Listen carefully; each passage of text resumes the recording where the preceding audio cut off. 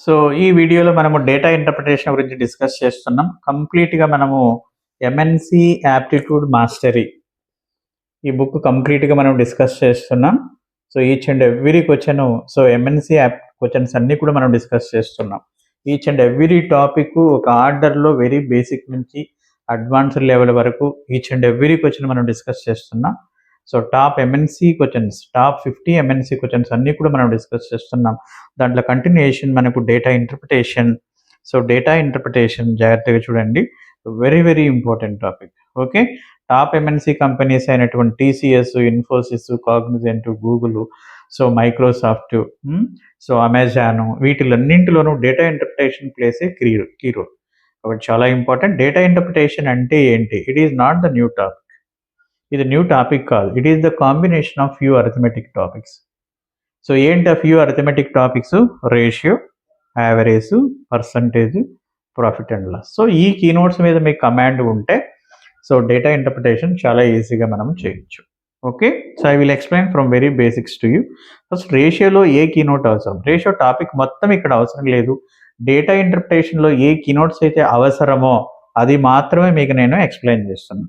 Ratio అంటే సింపుల్గా division అని గుర్తుపెట్టుకోండి.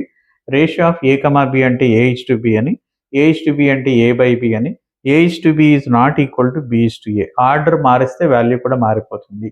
A:B అంటే A/B, B:A అంటే B/A.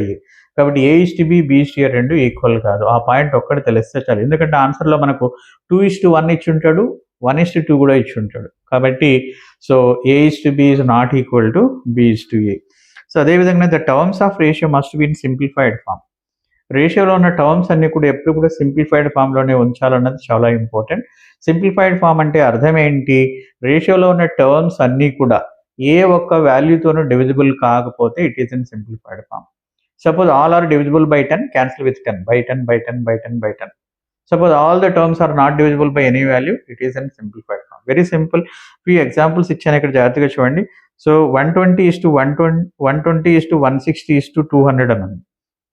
సో అన్నీ కూడా దేంతో డివిజిబుల్ అయిపోతాయి? 40తో డివిజిబుల్ అవుతాయి. 40/40/43s, 44s, 45. సో ఏంటి సింప్లిఫైడ్ ఫామ్? 3:4:5. సో 120:160:200 యొక్క సింప్లిఫైడ్ ఫామ్ ఏంటి? 3:4:5.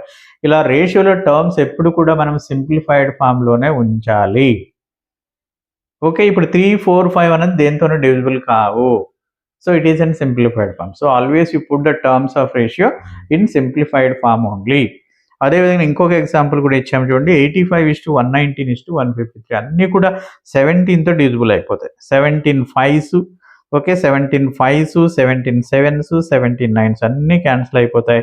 So 5:7:9 is the simplified form. ఇలా రేషియోలో టర్మ్స్ అన్ని కూడా ఎప్పుడు కూడా సింప్లిఫైడ్ ఫామ్లో ఉంచాలి. ఇంకో కీనోట్ ఏంటంటే యావరేజ్. యావరేజ్ ఏం? యావరేజ్ అంటే sum by number. Simple formula తెలుసుంటే చాలు. మన గ్రాఫ్లు ఉంటాయి, గ్రాఫ్లో డేటా ఉంటుంది. ఆ డేటా వాల్యూస్ తీసుకొని వాటి యొక్క యావరేజ్ మనం క్యాలిక్యులేషన్ చేయాలి.